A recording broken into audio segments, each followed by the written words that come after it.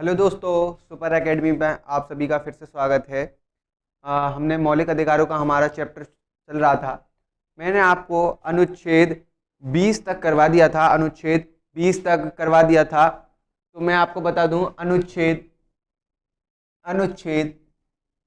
20 तक मैंने आपको पढ़ा दिया था। अनुच्छेद 20 में मैंने आपको केवल पहला पॉइंट बता दिया था। इसमें 2-3 पॉइंट और हैं, वो आज हम डिस्कस करेंगे। ठीक है, इसमें 2-3 पॉइंट्स और हैं और डिस्कस करेंगे। तो मैं आपको फिर से रिकॉल करवा देता हूँ, मैं आपको फिर से बता देता हूँ कि इसमें पहला पॉइंट क्या था। पहला पॉइंट इसमें ये था कि किसी व्यक्ति को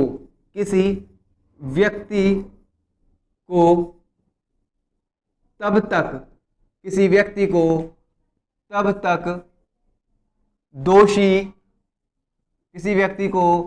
तक दोषी नहीं माना जाएगा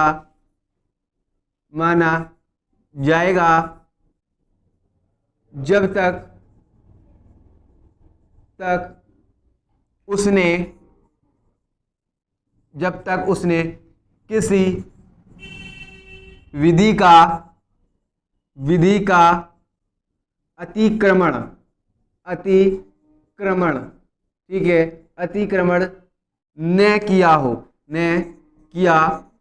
ठीक है भाई, इसमें मैं आपको बता देता हूँ, फिर से आपको मैंने उस दिन बताया था, मैं आज आपको फिर से बता देता हूँ कि पहला पॉइंट अनुच्छेद 20 में लिखा गया है कि किसी व्यक्ति को तब तक दोषी नहीं माना जाएगा जब तक कि उसने किसी विधि के अतिक्रमण न किया हो। देखिए, किसी विधि का मैं आपको बता दी थी विधि, मैंने आपको अनुच्छेद 13 में मैंने आपको बता दिया था कि विधि कौन कौन सी होती हैं। यदि उन विधियों में से आपने किसी भी विधि का उल्लंघन, देखिए अतिक्रमण का मतलब मैं आपको फिर से समझा देता हूं कि अतिक्रमण का मतलब यहां पर उल्लंघन से है। ठीक है, अतिक्रमण का मतलब यहां पर उल्लंघन, ठीक है, उल्लंघन से है। यहां पर अतिक्रमण का अर्थ उल्लंघन से हम लोग ले सकते हैं कि किसी व्यक्ति को तब तक दोषी नहीं माना जाएगा जब तक उसने किसी विधि का उल्लंघन न किया हो। ठीक है,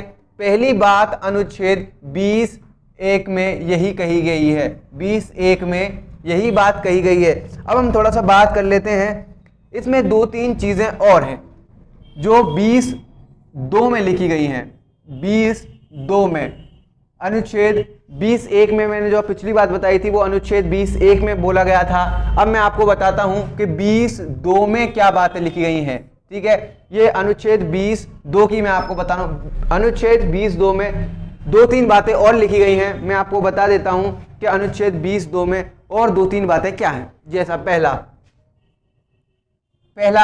20(2) का पहला, इसमें लिखा गया है कि किसी व्यक्ति को अपराध से ज्यादा दंड नहीं दिया जाएगा। लिख लिया, अगर आप लिखना चाहते हैं तो आप लिख सकते हैं, किसी व्यक्ति को अपराध से ज्यादा दंड नहीं दिया जा सकता है। ठीक है भाई, इसमें लिखा है कि यदि कोई व्यक्ति किसी अपराध को करता है तो उस अपराध के द्वारा जो दंड दिया जाना है उससे ज्यादा दंड आपको नहीं दिया जाएगा। मान लीजिए किसी व्यक्ति ए ने चोरी की है। ठीक है, चोरी की है, यदि चोरी के लिए आपके देश में 6 महीने का दंड निश्चित किया गया है तो आप उसको केवल और केवल 6 महीने का ही दंड दे सकते हैं, ना कि उसको 7 महीने का दंड या 8 महीने का दंड आप उसको देंगे। तो अनुच्छेद 20(2) का जो पहला है उसमें यह बात लिखी गई है कि किसी व्यक्ति को अपराध से ज्यादा दंड नहीं दिया जा सकता। ठीक है, तो देखिए हमारा कॉन्स्टिट्यूशन कितना अच्छी तरीके से मतलब हर चीज को डिफाइन करता है। इसीलिए मैं बताता हूं कि मौलिक अधिकार थोड़े मैंने ज्यादा डीप तरीके से पढ़ा रहा हूं, क्योंकि आपको पता तो चले कि हमारा देश या हमारा संविधान हमें किन किन चीजों की आजादी देता है या किन किन चीजों के बारे में बताता है। ठीक है, पढ़ाई का मतलब केवल इतना ही नहीं है कि आपने एग्जाम क्वालिफाई करना है, आपको डीप नॉलेज भी रखनी है। ठीक है, अगर आप इस चैनल से जुड़ रहे हैं तो आपको हर चीज बड़ी ही डीप पढ़ाई जाएगी। ठीक है, जिस तरीके से आप फंडामेंटल राइट्स पढ़ रहे हैं और सब्जेक्ट भी आप इसी तरीके से पढ़ेंगे। ठीक है, तो मैंने आपको बताया 20-2 में, ज्यादातर टीचर इसमें 20-1 को ही पढ़ा देते हैं, मैंने आपको 20-2 का भी आपको उपवर्ग करके दिखाऊंगा क्या उसके और छोटे छोटे खंड क्या बताते हैं। तो इसमें देखिए 20-2 का पहला बताता है कि किसी व्यक्ति को अपराध से ज्यादा दंड नहीं दिया जाएगा। अब देखिए मैं एक और चीज बताता हूं, 20-2 का दूसरा, ठीक है, 20-2 का दूसरा किस चीज को बताता है? तो 20-2 का दूसरा बताता है दोहरे दंड, दोहरे दंड को रोकना। ठीक है, दोहरे दंड को रोकना। ठीक है, ये बहुत ही इंपॉर्टेंट है, दोहरे दंड को रोकना। हमारा संविधान बताता है कि यदि किसी व्यक्ति ने अपराध किया है और उस अपराध के लिए उसे सजा मिल चुकी है तो दोबारा उस व्यक्ति को उस अपराध के लिए दंड नहीं दिया जा सकता है। तो मैं आपको फिर से क्लियर करना चाहता हूं, हमारा संविधान इस चीज को बताता है, हमारा संविधान इस चीज को डिफाइन करता है कि यदि किसी व्यक्ति के द्वारा कोई अपराध किया गया है तो उस व्यक्ति को उस अपराध के लिए केवल और केवल एक टाइम, मतलब एक बार ही हम उसको दंड दे सकते हैं। ठीक है भाई, एक बार ही उसको दंड मिलेगा, ना कि उसको हम बार बार दंड देंगे उसी अपराध के लिए।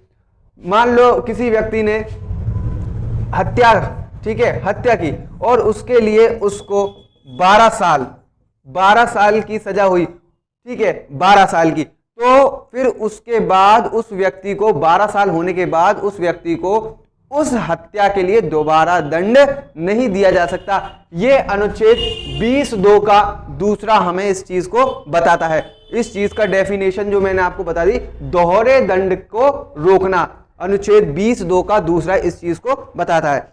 अब इसमें तीसरी बात और है, तीसरी बात इसमें यह है 20(2) का तीसरा, ठीक है, 20(2) का तीसरा, कंफ्यूजन ना लें, 20(2) का तीसरा, 20 यहां पर देखिए मैं आपको बता दूं आर्टिकल 20 है, इसका क्लॉज, ठीक है, इसका क्लॉज 2 है और इसका सब क्लॉज, ठीक है, इसका सब क्लॉज जो है वो आपका 3 है। आर्टिकल 20 है, क्लॉज 2 है और सब क्लॉज इसका 3 है। अब देखिए इसमें बात क्या लिखी गई है, इसमें बात जो लिखी गई है कि किसी व्यक्ति को,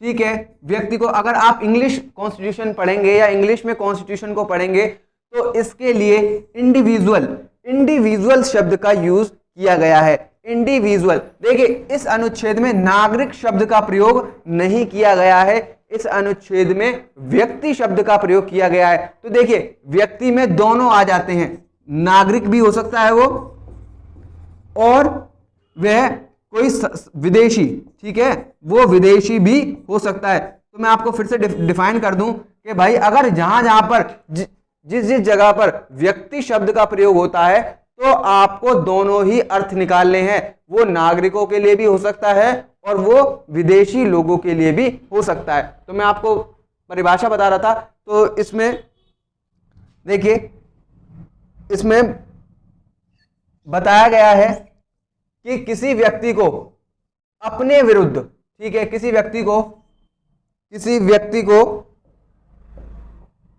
अपने विरुद्ध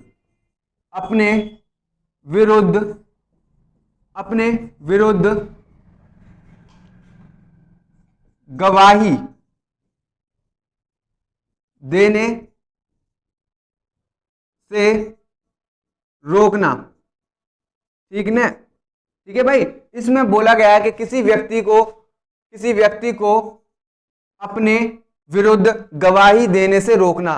तो इसमें बताया गया है कि यदि किसी व्यक्ति को किसी अपराध के लिए पकड़ा जाता है तो पुलिस या कोई भी राज्य का अधिकारी उसको इस चीज के लिए बाध्य नहीं करेगा कि वो अपनी गवाही स्वयं दे। ठीक है, तो इसमें मैं आपको बता देता हूं, यदि किसी व्यक्ति को हत्या के आरोप में पकड़ा जाता है तो पुलिस या कोई भी प्राधिकारी या कोई भी राज्य का अधिकारी उसे इस चीज के लिए बाध्य नहीं कर सकता कि वो अपनी गवाही स्वयं दे।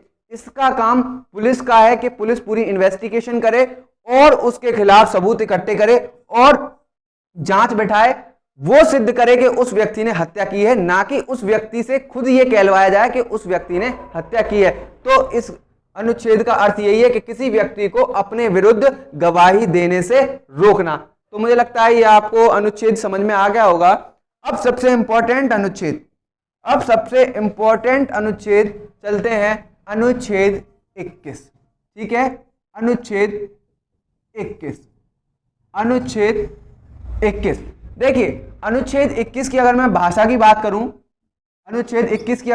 की बात करूं, तो इसमें लिखा गया है कि किसी व्यक्ति, ठीक है, मैं आपको बता रहा हूं, किसी व्यक्ति, देखिए एग्जामिनर क्या पूछता है, एग्जामिनर ये पूछता है कि अनुच्छेद 21 क्या नागरिकों को ही मिलते हैं?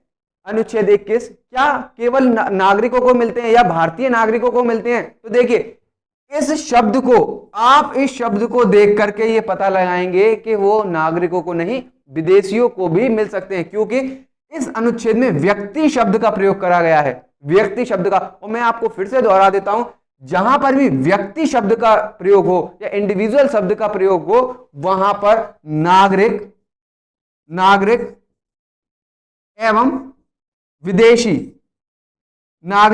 विदेशी व्यक्ति दोनों ही सम्मिलित होंगे। तो आप इस अनुच्छेद को देख करके लगा सकते हैं कि ये जो अनुच्छेद ये जो आर्टिकल है, ये किन पर लागू होता है? ये नागरिक एवं विदेशी दोनों पर लागू होता है। तो फिर से मैं आपको डिफाइन कर दूं कि जो व्यक्ति शब्द है, इसमें दो चीजें आती हैं, इसमें नागरिक भी हो सकता है, देश का मूल निवासी भी, और कोई विदेशी व्यक्ति भी हो सकता है। तो मुझे लगता है आप समझ गए होंगे अनुच्छेद 21। अब हम इसकी परिभाषा पे दोबारा से लौटते हैं कि किसी व्यक्ति की, देखिए किसी व्यक्ति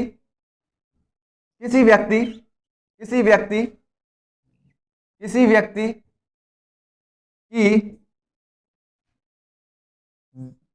देखिए किसी व्यक्ति, फिर से मैं इसको साफ कर तरीके से लिख देता हूं, किसी व्यक्ति के प्राण इंग्लिश में लाइफ, किसी व्यक्ति के प्राण एवं दैहिक स्वतंत्रता, ठीक है, दैहिक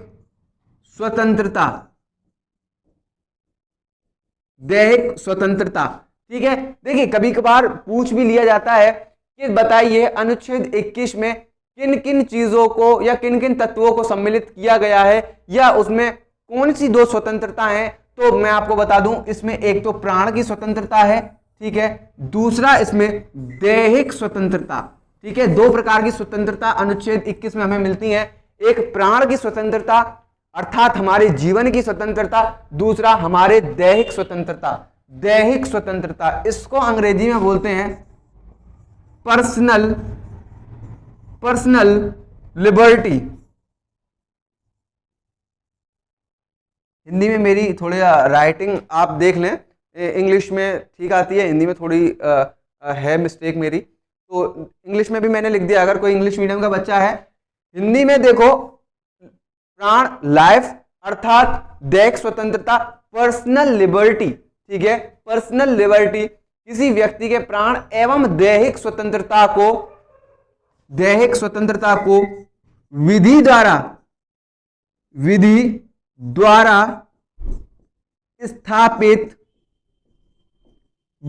स्थापित प्रक्रिया से ही वंचित किया जाएगा। ठीक है भाई, इसमें लिखा गया है कि किसी व्यक्ति के प्राण एवं दैहिक स्वतंत्रता को विधि द्वारा स्थापित प्रक्रिया से ही वंचित किया जाएगा। देखिए इसमें एक सिद्धांत यूज होता है, मैंने आपको बताया विधि द्वारा स्थापित प्रक्रिया, विधि द्वारा स्थापित प्रक्रिया ये एक सिद्धांत है जिसके द्वारा हम किसी व्यक्ति के प्राण एवं उसकी दैहिक स्वतंत्रता को छीन सकते हैं। देखिए प्राण एवं दैहिक स्वतंत्रता दोनों में अंतर है। प्राण का मतलब ये हो सकता है कि यदि हमने किसी व्यक्ति को मृत्यु दंड दिया तो हम उसकी लाइफ को ले रहे हैं, मतलब उसके जीवन को समाप्त कर रहे हैं। सेकंड है उसकी दैहिक स्वतंत्रता, यदि हम किसी व्यक्ति को कारावास में डाल देते हैं या उसको जेल में डाल देते हैं तो हम फिर उसकी दैहिक स्वतंत्रता को छीनते हैं। तो इसमें बताया गया है कि किसी व्यक्ति के प्राण एवं दैहिक स्वतंत्रता को विधि द्वारा स्थापित प्रक्रिया, ये जो आप पढ़ रहे हैं विधि द्वारा स्थापित प्रक्रिया, ये एक प्रकार का सिद्धांत है, मैं इसको बताऊंगा अभी, से ही वंचित का मतलब हो सकता है कि अलग करना, उसको छीनना, किसी भी से ही वंचित किया जाएगा। ठीक है, तो आप इतना समझ गए होंगे। मैं आपको बताता हूं विधि द्वारा स्थापित प्रक्रिया से कैसे वंचित किया जाता है। ठीक है, तो इस सिद्धांत को थोड़ा सा देख लेते हैं 1 मिनट के अंदर। विधि द्वारा स्थापित प्रक्रिया, ठीक है, विधि द्वारा स्थापित प्रक्रिया। देखिए 2 तरीके की प्रक्रियाएं होती हैं। पहली प्रक्रिया होती है विधि द्वारा स्थापित प्रक्रिया, दूसरी होती है यथाओचित मतलब प्रक्रिया, इसको इंग्लिश में बोलते हैं यथाओचित प्रक्रिया, जो अमेरिका अपनाता है। यथाओचित प्रक्रिया को अमेरिका अपनाता है, भारत के संविधान में विधि द्वारा स्थापित प्रक्रिया। देखिए यथाओचित प्रक्रिया जो होती है उसको बोलते हैं due processor by the law.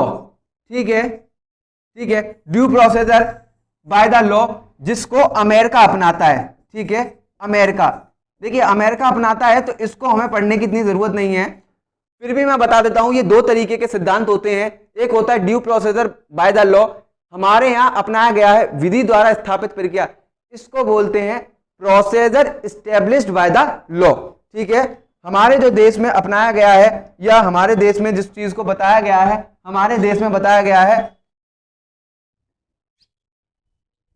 Procedure established by the law, इसी को इंग्लिश हिंदी में बोलते हैं विधि द्वारा स्थापित प्रक्रिया, इसी को बोलते हैं विधि द्वारा स्थापित प्रक्रिया। इसको इंग्लिश में बोलते हैं, इंग्लिश में इसको बोलते हैं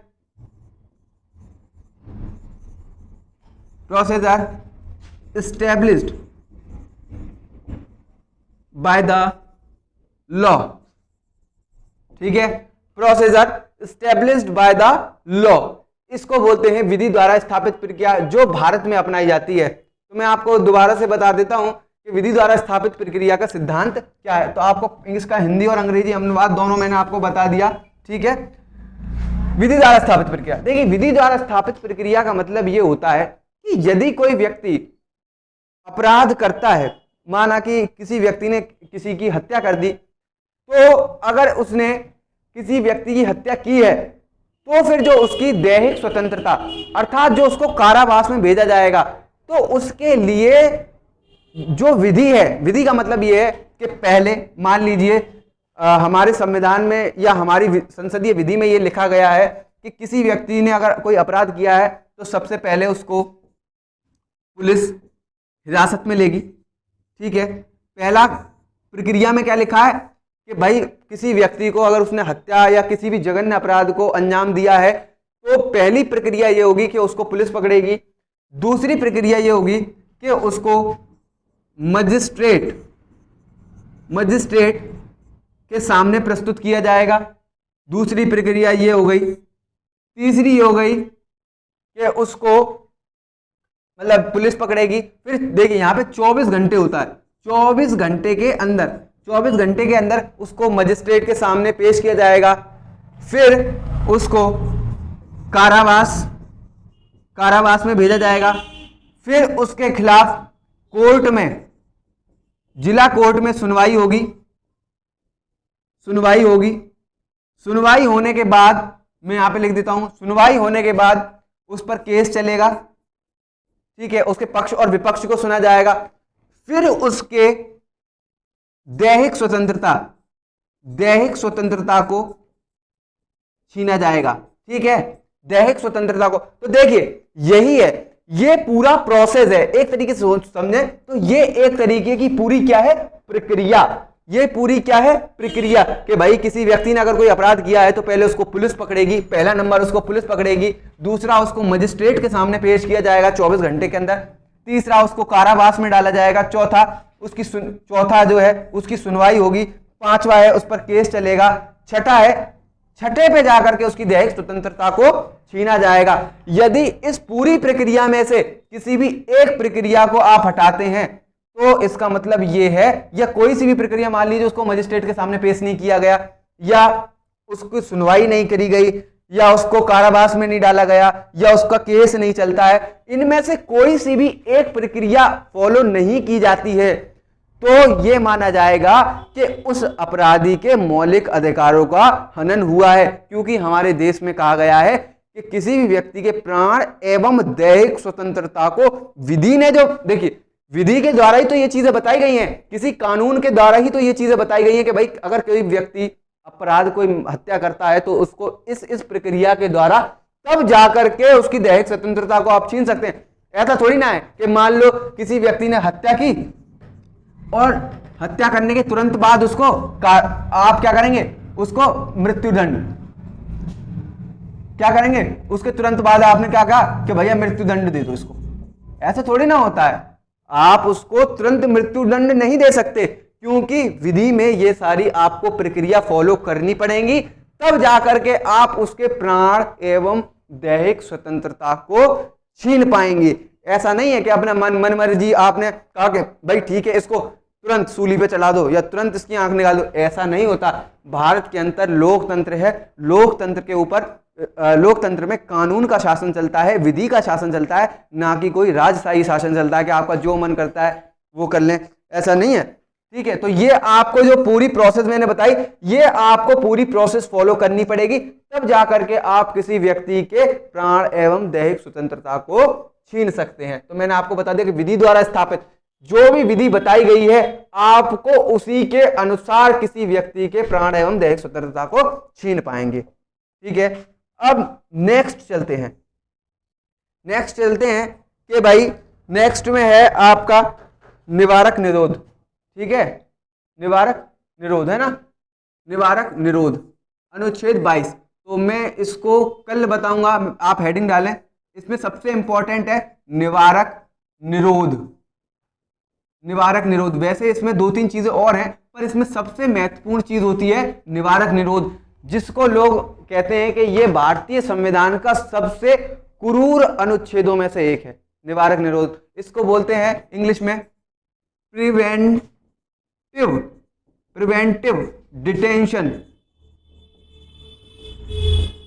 डिटेंशन। ये भारतीय संविधान का सबसे क्रूर अनुच्छेदों में से एक है। तो हम इस पे भी थोड़ा सा डिस्कशन करेंगे कि भाई आखिर में ये इतना बुरा अनुच्छेद क्यों लोग इसको मानते हैं। तो कल मैं इसको बताऊंगा। कल तक के लिए जय हिंद, जय भारत।